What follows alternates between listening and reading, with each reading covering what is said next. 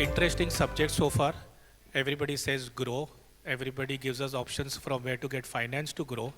But how do we reach customers whom we don't see? It is one thing to cater to customers in your periphery, talk to customers that you're in direct contact. But how about reaching a world audience, a global audience, reaching out to customers that you cannot see? That is where the power of social media and digital marketing comes in. We've all been hearing about digital marketing, social media marketing for the last 2 years, especially since COVID. But what actually is digital marketing? Is it making very beautiful posts, writing poems, making memes? Does that constitute as marketing?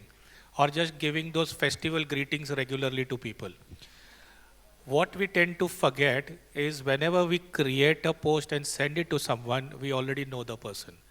Digital marketing lets you market your products to customers that you do not see, customers who are out of your normal communication paradigm. And who better to talk about digital marketing and technologies for MSME than Hareesh Tibrewala? I would request Hemang Bhai to come and give us a short introduction of Hareesh Bhai, and then we'll listen to his talk. Thank you. Thank you. It gives me immense pleasure to introduce my very close friend, very good friend, Hareesh Tibrewala, because we know each other from, I think, 15, 20 years, and we are in same Rotary Club. I think we always inspired from someone, always, who not only expert in something, plus also his social side also. So anytime all these years, I think उसका थोड़ा मैं बताऊंगा हरीश जी, बाकी आपका technical data तो है मेरे पास. Always because he run the India's top company, social media company, and there are a lot of laptop and IT hardwares are there. So anytime I called him, Harish भाई बच्चों को देना है, स्कूल में देना है, ठहरो, 2 दिन में मैसेज आता है, 4 लेके जा, 8 हुआ है, 10 हुआ है. So I think Hareesh ji, thank you for that.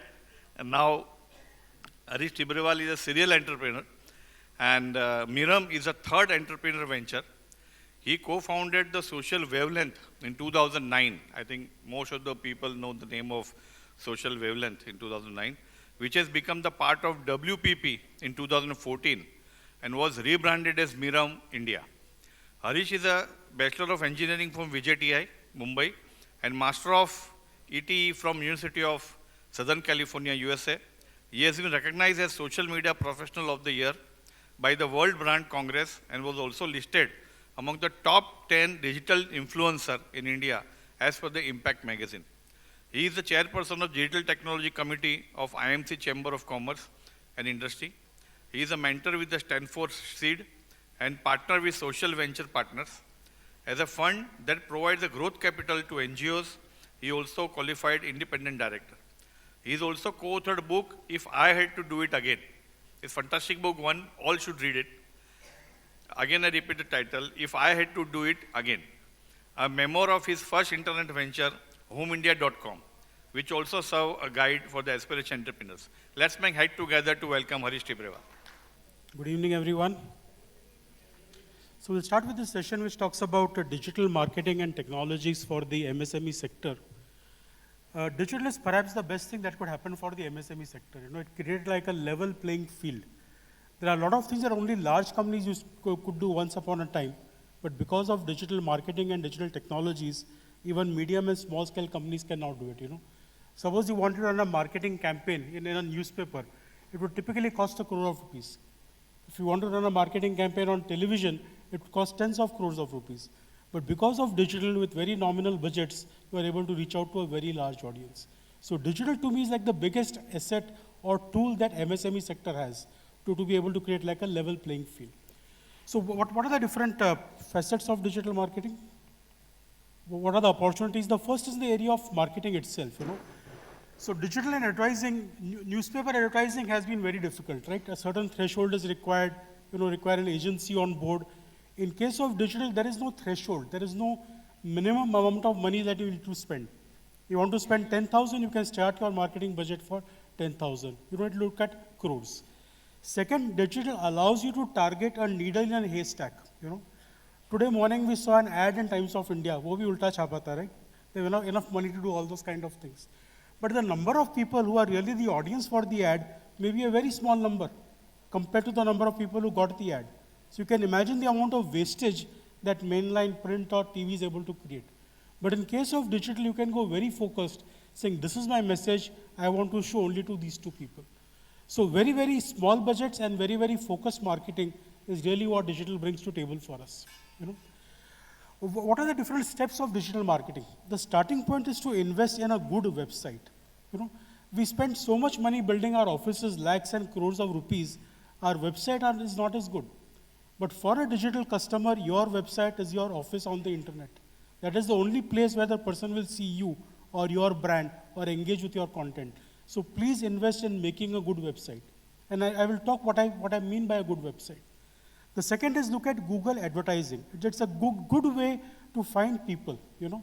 What does Google represent? Google represents intent.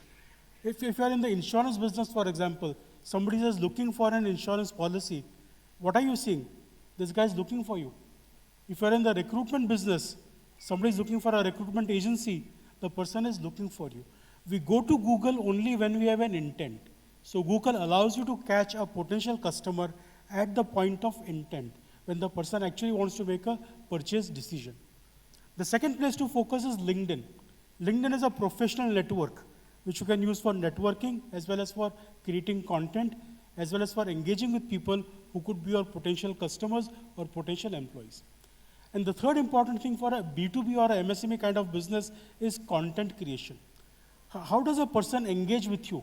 You know, on a television, you create a very smart 30-second commercial, something very humorous or very aspirational. But on digital, how does somebody engage with you? The person engages because of the content you create. And I will talk about each of these things. This to me is the example of a good website. You know, it's the website of a large company called Salesforce. And then why do I call it a good website? Choice of colors, nice colors have been used. There is good human imagery. You know, MSME or B2B businesses websites don't need to be boring. If you're selling cement, you don't need to show a picture of a cement bag. You can show the picture of a house constructed using your product. If you're selling tractor, you don't just show a picture of a tractor, show the picture of a farmer driving the tractor. You know, so you try to use human imagery, good visuals, good content that makes a person feel like staying on the site. The second important thing is look at the navigation menu. You know, a B2C sale happens in a very different fashion compared to a B2B sale. When you do a B2B sale, we need to sell to a lot of people. The CFO of the company is looking for something else. The shop floor guy is looking for something else. The CEO is looking for something else from the same product. So you need to help people search for products depending on the job role types. The same product, when you sell to different industries, you try to position it differently in each industry.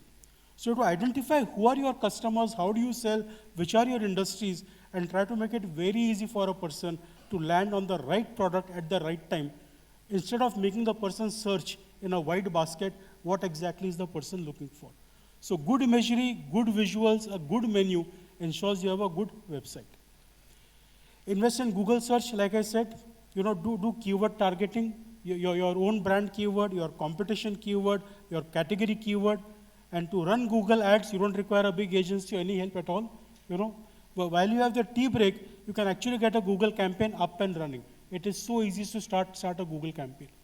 When somebody clicks on your ad and you get the guy to your website, make him engage with some content. You know, how will a potential customer come to know that your company or your product is better than the next guy's company or product? It is by the kind of content you create. So give the person some interesting content that person can engage with. And once the person has engaged with the content, you know, in a B2B website, the sale won't happen on the website. Nobody will come and click, please send this machine to me, and card is swiped. The person will typically leave an inquiry behind. So find a way to convert that traffic into an inquiry. Get somebody from Google, show some interesting content, let the person believe yours is the kind of business to deal with, then have some place where you can say subscribe to our newsletter or leave an inquiry. You know, somebody comes to your website and goes is only a statistics in Google. You don't know who came, who went. How do you know? By getting the person to leave his email behind. So find a way how you can capture email IDs of people who come to your website. So here you see an example of Google energy saving solution for companies. You know, what you see on the right hand side are all different kind of ads. And these ads work on a bidding model. You can bid for a keyword. Only when somebody clicks on the keyword, you need to pay Google, or you don't need to pay Google. It's a pay-per-click kind of a model. LinkedIn is the largest professional network. Create your company page on LinkedIn, create a page for products and services, put some case studies of the kind of clients you have serviced and how they have benefited from it.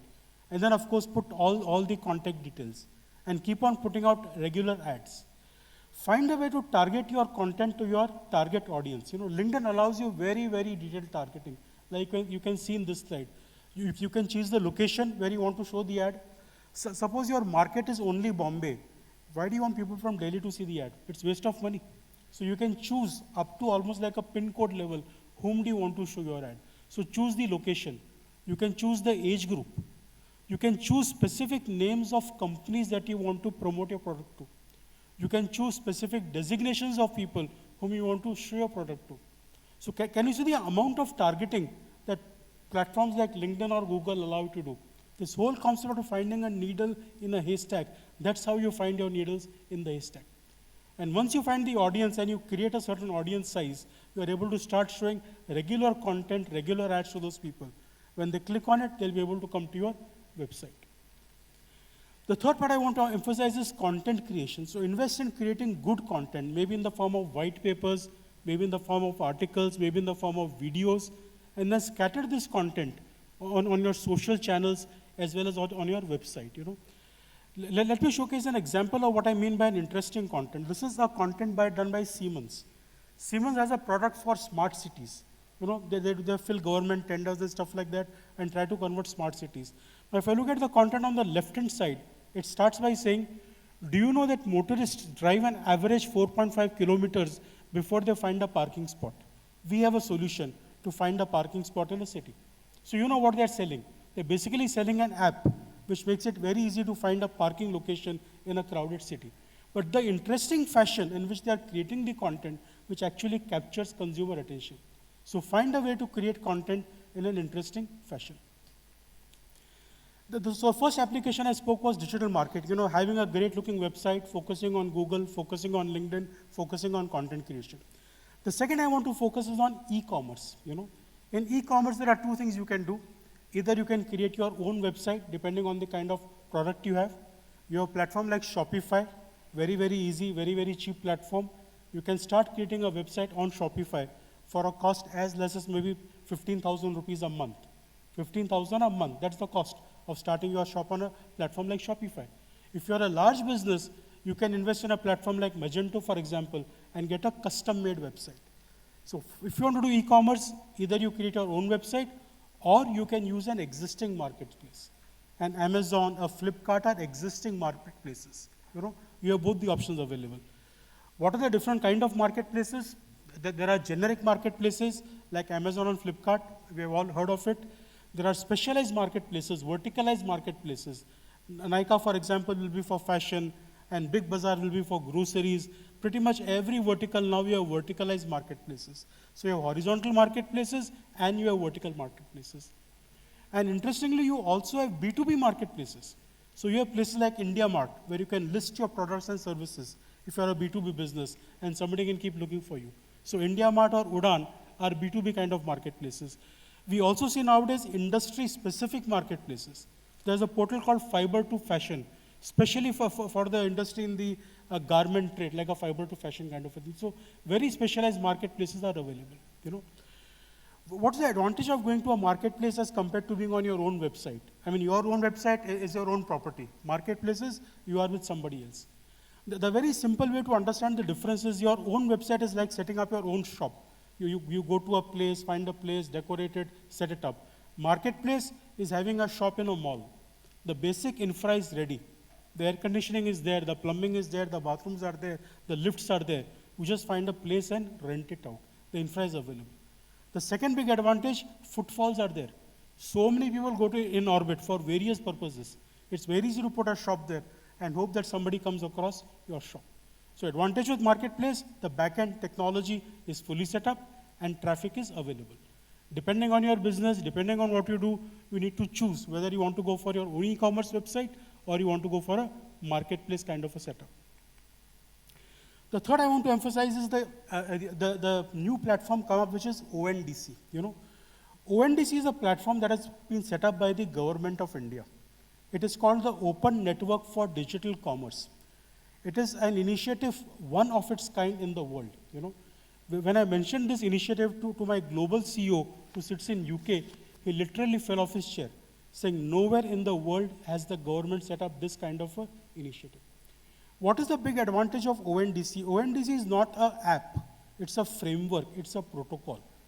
It allows interoperability and it allows buyers and sellers to own their own data. If anybody of you have sold goods on Amazon or Flipkart, you will realize that you don't get the customer data. When you sell something, you only get an address, ship it here. You don't get the email ID, you don't get the phone number. You want to go back to that person, how do you go back? You get very little statistics. How did the person reach your page? What was your competition? Very little information. In case of a ONDC framework, all the data remains with you. Look at a better example. I am a driver on Ola. I've been driving on Ola for so many years. I've done 5,000 rides. I have a 4.9 rating. Now I want to go to Uber. Can I carry my reviews and ratings to Uber? Answer is no. I have to start from zero all over again. So all these platforms tend to control data very, very strongly. Okay? ONDC helps to break that shackle. How does ONDC work? Like I said, in case of ONDC, there is no single app. There are multiple apps which we called as a buyer-side app, where buyers are available. And any app where there are a lot of buyers can actually become ONDC enabled. Say, for example, if you go to HDFC Bank, they can click a button, they create a button called Buy on ONDC. The moment you click, you will get connected to the ONDC framework. A framework will open up within the app. Now you type a requirement. You say, I want to buy 1 kilo apples. And the message goes to all the people who are sellers. Who can be a seller on ONDC? A platform like Amazon can be a seller. They can say, I want to sell my entire inventory. Your next door, Kirana store, can be a seller. He says, I want to sell apples. The guy on the footpath who's a vendor without even a proper address can also offer to be a seller. So the moment you say 1 kilo apples, you will get back multiple offers. You will get back one offer from Amazon saying 200 rupees, 1 kilo apples delivered in 1 hour. You can get an offer from Guptaji stores, which says 1 kilo apples, 150 rupees, 10 minutes, because the guy is next door. You can have a third guy who's a footpath vendor who says 1 kilo apples, only 70 rupees, but I don't have delivery mechanism. You can click and say, I want delivery. Immediately 5 people can compete for your delivery. Swiggy can say, I will charge 50 bucks and deliver. Somebody else says, I'll come on a cycle and give you for 5 rupees. So you can see anybody can literally be a seller on this network, and as a buyer you get options, and you can create your own basket of what you want. So any app which has traffic, a WhatsApp, an HDFC Bank app, I mean a Rotary Club app can become ONDC enabled if you have enough traffic there, right? Apps is where the traffic is sitting. So any app can become ONDC enabled. There's a backend framework. All the vendors need to follow the framework, and vendors can plug in their apps, or they can directly go and put up their products and services. But the biggest advantage ONDC gives is that the data remains for the buyer and the seller to know what is happening. The monopoly of a Flipkart or Amazon completely goes away. The second big advantage of ONDC, look at a case where I want to go to Goa for a month. Saying I'm tired of Bombay pollution, 1 month we'll stay in Goa. So what all do I require? I require an air ticket to go from here to Goa. I require a train ticket to come back from Goa. I require to rent an apartment in Goa. I require furniture to put in the apartment. I require a maid who will come and do the cleaning. I want to rent a car, and I want a driver who will drive the car. Through one interface, I can get it all. Because this interface has all kinds of buyers and sellers. There is no limitation, right? Big Basket says we'll do only groceries. Nika says we'll only fashion. ONDC is the open network. Anybody who has a product or service to sell can sell to anybody who has a potential buyer to sell using the framework. So one of the biggest developments set up by the government of India is the ONDC framework that has come up. So we spoke about the importance of digital marketing. We spoke about the importance of e-commerce. Let me bring you to the third point, which is cloud computing, which is really how business efficiency can be driven. Gone are the days when you have to buy very expensive software costing tens of lakhs of rupees, and then find a vendor who again wants tens of lakhs of rupees to set it up for you, and half of the time the software works, half of the time it does not work. Now we have what we call as software as a service.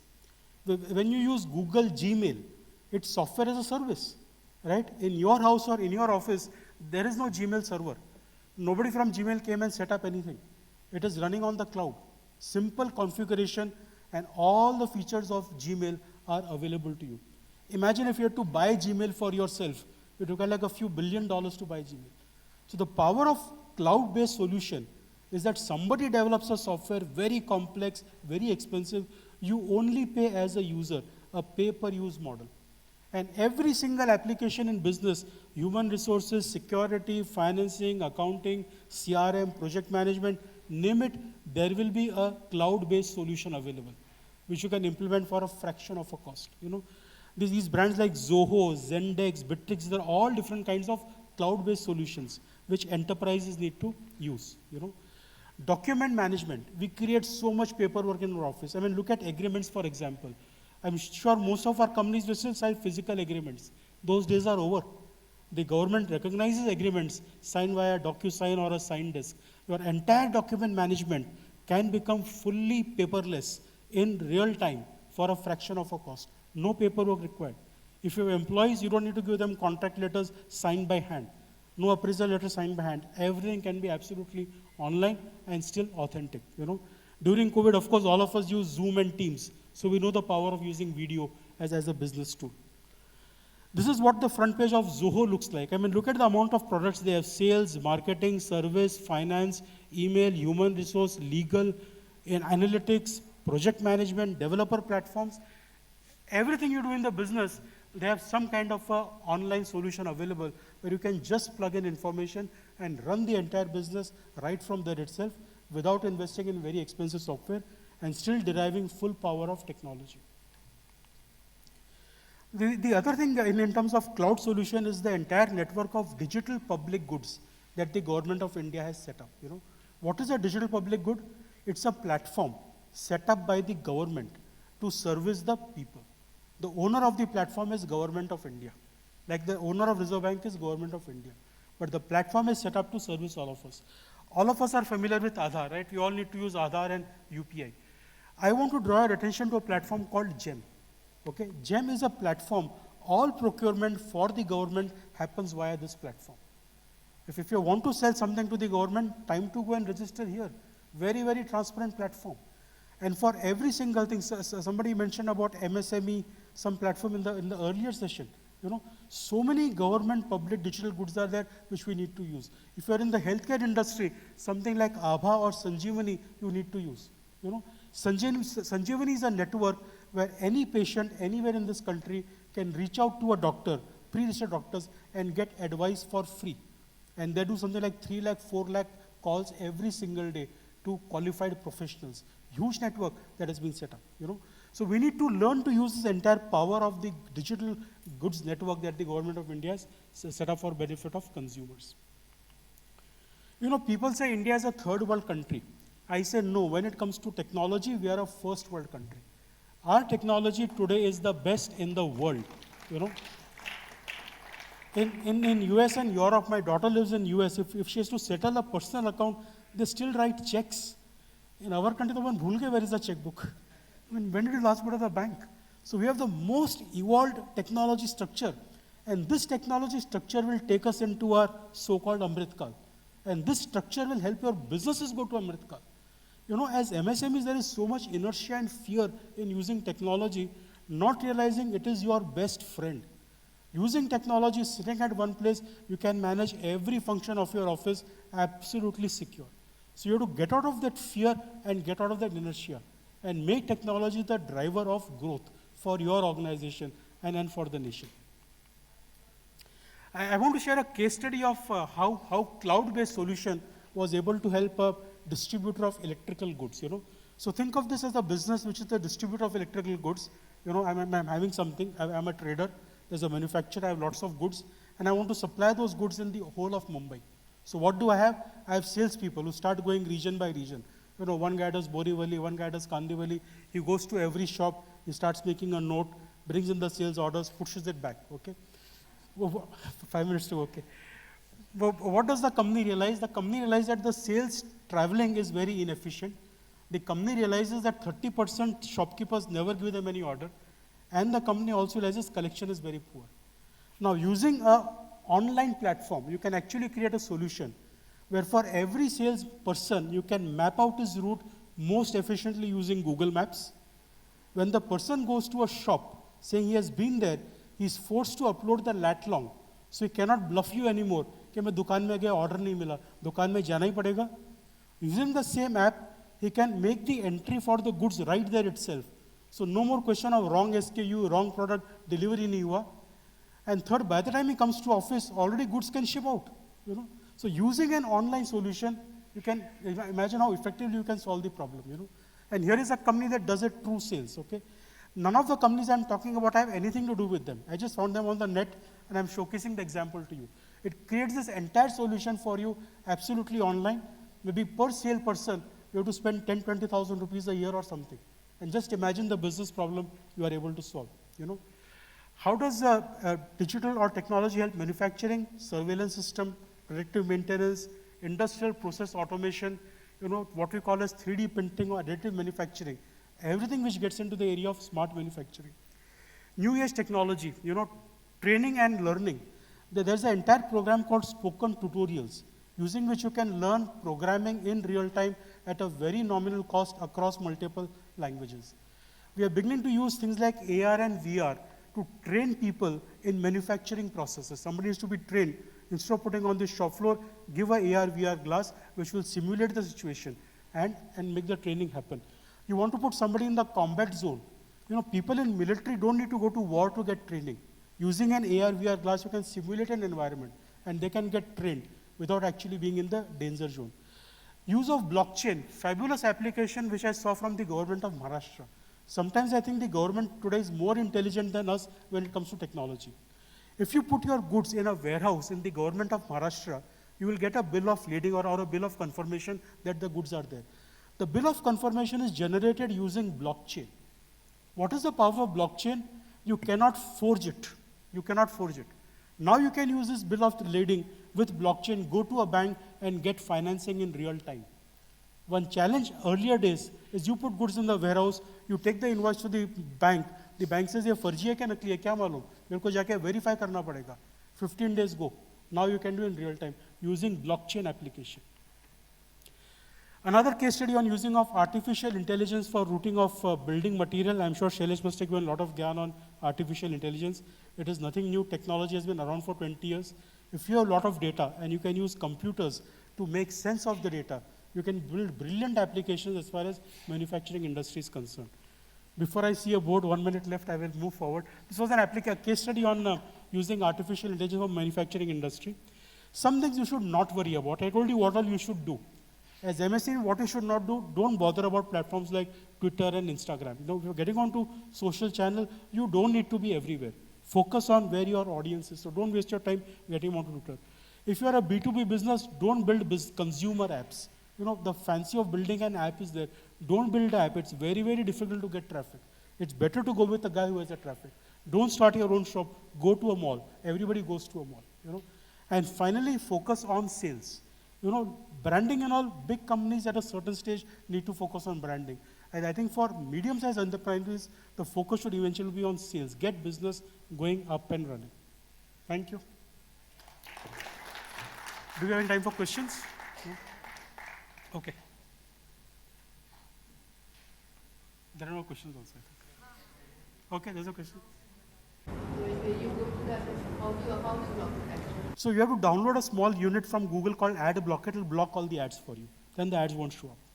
I have one more question. Now that we are becoming more and more digital, somebody like me who's into medium age, how much it is important now for a business person to be digitally savvy and how he can catch up the learning which otherwise young people are very fast to do, like you showed, and so many things. But how does one try to do that or learn that now?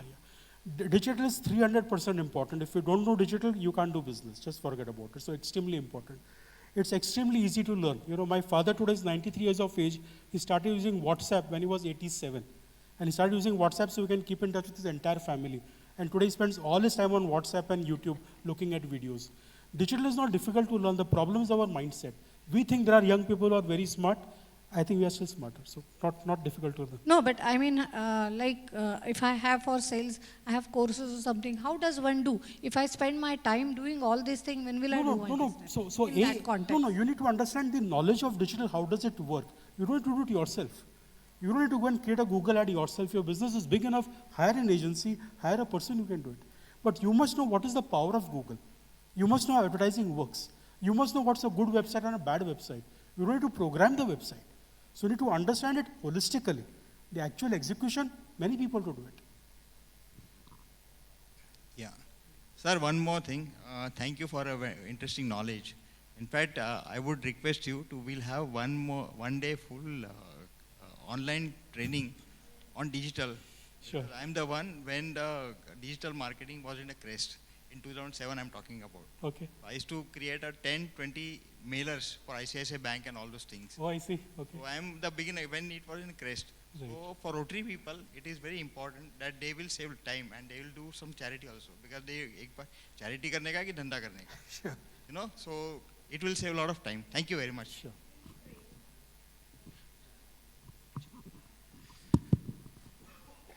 Sir, Yeah. you mentioned about this ONDC. I just wanted to know how old is this and what is the number of people who have registered in that? Yeah. ONDC is about 15 months old by now, and I think they are doing close to about 2 lakh transactions every day. And it will scale up very, very fast. Just go to the ONDC website. You'll be amazed at the kind of work these guys are doing. It's incredible. This whole concept of one pass, the city of Mangalore or Kuchina has one pass. Whether you travel on a train or on a metro or on a bus, with a single card you can do it. Why at the back end, ONDC is working. It's working like a gateway, trying to take care of the entire transaction happening. So you'll see remarkable changes because of ONDC. Hello, sir. One last question to you, okay. sir. Yeah. So my name's Ayush and I'm from Vibe. So we were talking about digital marketing, and even in that we talked about Google advertisement and LinkedIn. But there are other ways like search engine optimization and social media marketing and YouTube marketing as well, which are much more long-term and sustainable. So why is it that MSMEs are not using that as is it because there's no awareness, or is it because the long-term gains come with due time in there? No, I don't think any of the tools of marketing are MSME specific. I spoke of some of them. I could have spoken of SEO as well as YouTube and social media. LinkedIn is social media, for example. It's part of the social media marketing. Or for example, email marketing. For your business, you need to decide what is best for you, and then figure out what monies you have and where you need to put it. So having a good website, very important. Google gives you intent. So getting in quick conversion can happen very, very fast. LinkedIn gives you branding and content creation. So that needs to happen for sure. Then if you have more money left, do all the other 5 things. So just one question. So you talked about business efficiency, Yeah. but the implementation of business efficiency I hardly see in MSME. It's rightly addressed by you. You were talking about that line only, but how well adapted into MSME, that is a challenge that we see. How do we address that, and how do we make sure that this has been taken away? Because just the first front lady, she itself said that that tech adaptability is very less. So how do we make sure that as rightly said, this is not a challenge. It's a mindset. But how do we make sure that MSME is implementing about business efficiency or maybe a work efficiency? So one is, I don't know who we. We means what does the Rotary Club? I don't think Everyone. We are talking about everyone. The idea is to have these kind of events and sessions and help them understand that technology is not a beast. It's your slave. It is extremely easy to use. Maybe we can have a session where we can do some demos on some of these products, which makes it appear how easy it is. I mean, creating a LinkedIn ad, you can do in like 10 minutes time. So maybe Hemang, next time you do a session like this, get some of these guys to do a demo of a zoo or these platform so people can understand so easy it is. Technology has to be your slave, not your master. Thank you so much, Harish bhai, for a wonderful and a most required topic. Everybody thinks digital, but no one knows how to do it. And that is where the barrier is. Yes, we want to do digital. Yes, we want to go digital. But all we do is just sit and talk. So it does not happen. It just stays there. So thank you so much for this session. Much, much needed. And I would request Shyam And Hemant Hello. and Naresh, could you just come in? Can next I for have this one last question? Uh, I am, please.